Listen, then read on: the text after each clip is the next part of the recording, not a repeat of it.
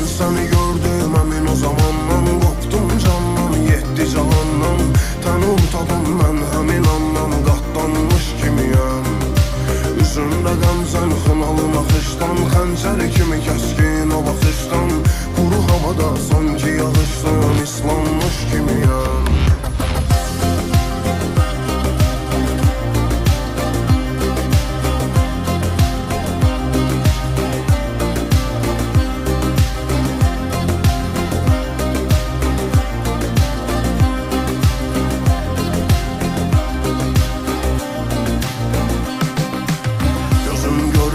Eşqinə düşsəm, dünya dolanıb üstümə gəlsə, sana dönürəm sevgili yarım. Baxıram güzgüyə, güzgü də sənsən.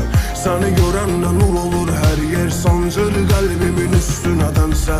Bir gözəllik dərdinə düşdüm, yandım qaldım.